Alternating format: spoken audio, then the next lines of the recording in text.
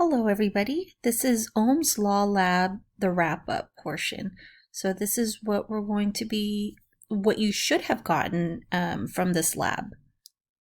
So before you started doing the lab, you were asked two key questions. So for part one, how does changing the voltage affect the current in a circuit? And so for the independent variable, you should have kept the voltage as the independent variable. And then the dependent variable would be the current. So then the voltage, when you change the voltage, affects the current. So then because you changed the voltage, something should happen to the current. And then for the resistance, I kept my resistance at 10 ohms. And so that's what I wrote in this blank right here. Okay. And then for key question part two, how does changing the resistance, so that means changing the resistance would be my independent variable. So this is the part that's going to be changing, and then my dependent variable will be the current, because the current will change depending on whatever I do to the resistance. And so for our controlled variable, the voltage, for this experiment, I kept it at 20 volts. So part one, we're going to talk about current versus voltage. And if you remember from what we just talked about, current will be our independent variable, independent would be I. So independent variable, and voltage would be our dependent variable. So we're going to be changing current, and voltage will be changing as a result of it. So in the lab, in the simulator, there were little white circles throughout the circuit. And those circles told us the voltage amount at that particular moment. So then the voltage for maybe the first part is going to look very different from the voltage at the last part. And so at that certain point in the circuit,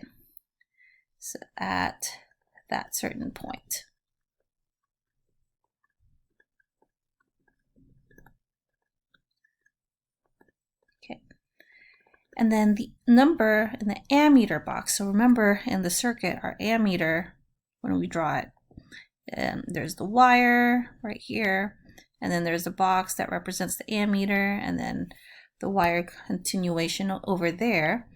And so then maybe there is a number like 2A. And so then that number told us the value of the current.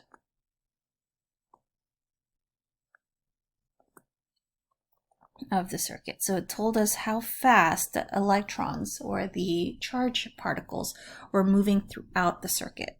So at this point, the current versus voltage, in the voltage, we have 10, 95, 30, 80, and 50. So I chose random numbers.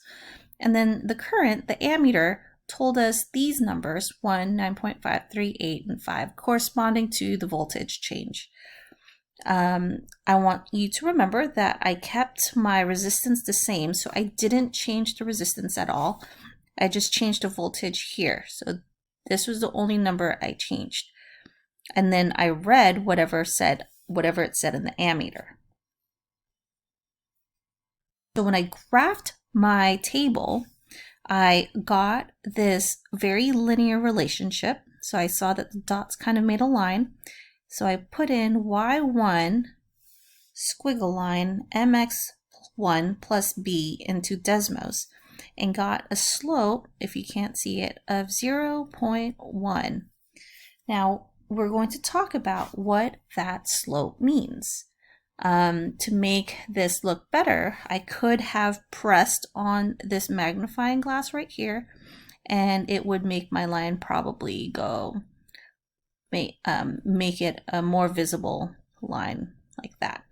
Okay, but you don't have to do that, and that's fine, but this is kind of harder to see. So I would definitely press on this magnifying glass and make a straight line like that. Okay. So in filling out this, got these 4 boxes. So here I used y1 squiggle line kx1, or you can say y1 squiggle mx1 plus b. Okay, it's at this point I like to use this one because I already know that this is going to be 0. So I'm going to stick with y1 kx1 in my explanation, but if you used y1 mx1 plus b, you can stick with that. Just know that your y-intercept, b, will be 0. Okay. And so then the algebra equation, this is the parent function. This is what we call parent function.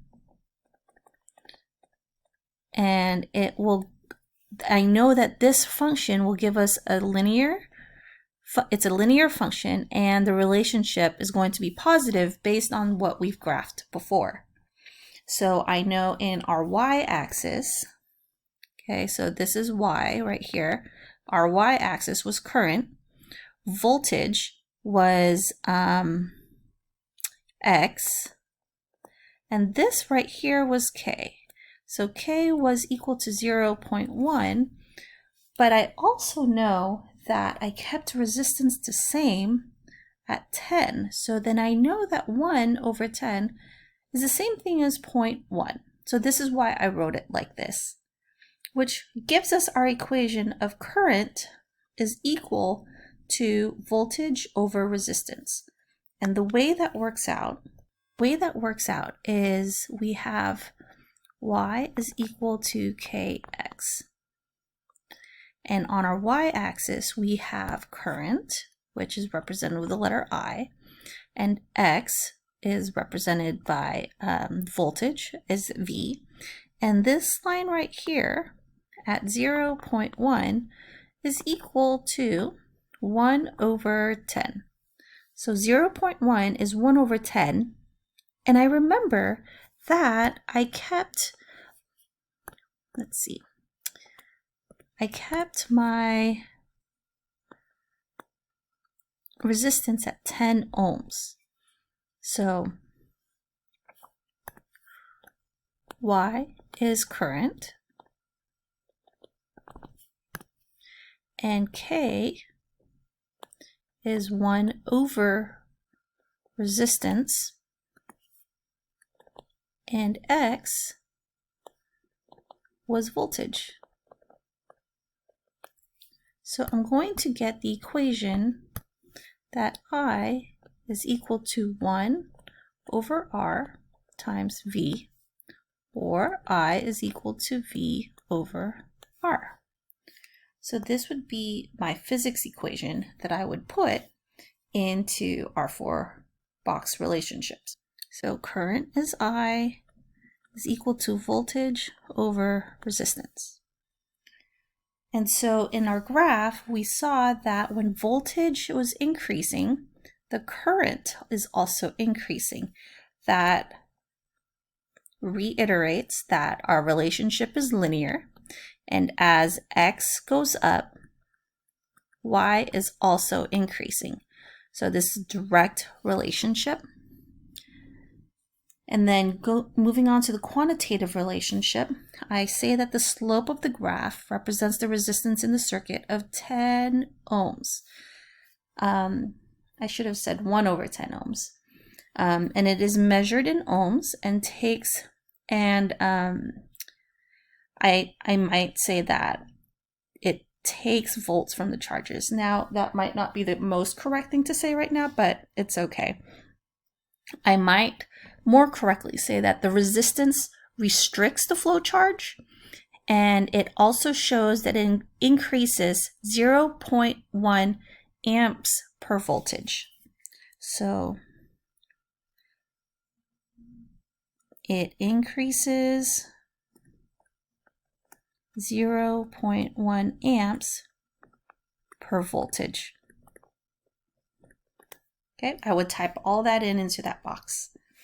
Now here, we're going to take our equation of I is equal to V over R, and we're going to say at 5 volts, what will our current be? So we'll have I is equal to 5 volts divided by 10 ohms because we kept it at 10 ohms, and we have 5 over 10, which is 1/2, or 5/10, 5/10, and then that'll be 0.5 amps. So moving on to part 2, you are collecting data for part 2, and this is where you're going to place the magnifying glass over the resistor, and then you're going to use a slider bar icon to vary the resistance. So this time the resistance is changing, and you are going to find out what happens to the current. So I know it's a little different here, but this is going to be your x-axis, and this is going to be your y-axis. And if you remember from when we've talked about it in class, our x-axis usually represents the independent variable, and our current on the y-axis is going to be the dependent variable. So it's going to rely on the changes from the x-axis. So for my data, I kept the voltage the same. So remember, keep the voltage the same. And I kept it at 20 volts. Now, you might do something different from me, and that's okay. But I just want you to make sure that you write down somewhere that you kept the voltage at 20 volts, because it's going to be important when we go into our graph. So this is the numbers that I got. I had 10 ohms, and I saw that the current read 2 amps.